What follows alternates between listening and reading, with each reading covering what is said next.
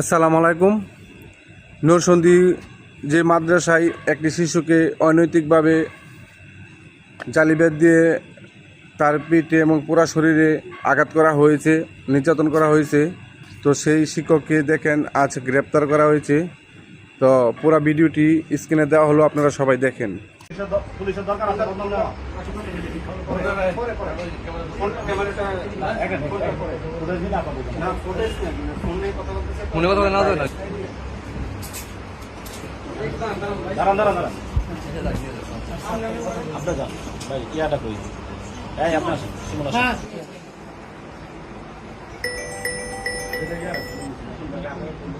গতকালকে জুমার আগে তারা সবাই গোসলের প্রস্তুতি নেওয়ার জন্য সময় দেওয়া হয়েছিল, কিন্তু যে ও গোসলের প্রস্তুতি না নিয়ে বসেছিল আর অনেক আওয়াজ হইতেছে। যাই হোক, পরবর্তীতে আমি এই মাদ্রাসার পক্ষ থেকে তো প্রহার করা নিষেধ, তারপরে আমি রাগবশত তারে কিছু প্রহার করছি, কিন্তু এরকম বড় একটা ঘটনা হয়ে যাবে এটা ভাবতে পারিনি। পরবর্তীতে অফিসে এটা নিয়ে মীমাংসা হয়েছে, ক্ষমা চাওয়া হয়েছে।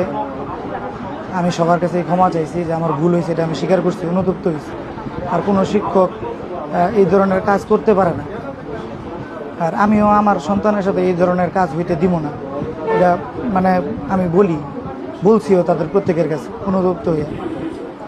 এবং তারা গতকালকে মীমাংসা হয়েছে, কিন্তু আজকে জানি না যে কি হইতেছে।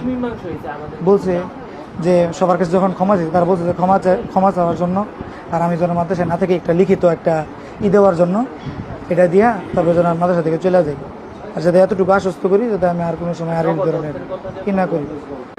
আমার শিক্ষককে বহিষ্কার করা হয়েছে অফিসিয়ালভাবে, তবে মুসলেকাটা ওই পেপারসের জন্য বাকি আছে, এটা আমরা ইতিমধ্যেই সম্পূর্ণ করব। আমি প্রথমে আইনের কথা বলি ওনাদেরকে। ওনারা আমাকে আইনে যাইতে অসম্মতি প্রকাশ করে, বলে যে আইনে এই মুজাহিদের বাবা, মুজাহিদের মা, মুজাহিদের মামা, দুই মামা, জ্যাঠা, ফুফু, ওনারা আরও ব্যক্তিবর্গ যারা ওনাদের মুজাহিদের ভিকটিমের, মুজাহিদের গার্ডিয়ানের কাছ থেকে বলে আইনে যাওয়ার প্রয়োজন নাই, স্থানীয়ভাবে সমাধান করে। তো ওনারা দীর্ঘক্ষণ পর্যালোচনার মধ্যে সমাধান করে তিনটা বিষয় ওনারা ঐক্যমত হয়। একটা বিষয়, এই শিক্ষক ছাত্রসহ উপস্থিত সকলের কাছে ক্ষমা চাইবে।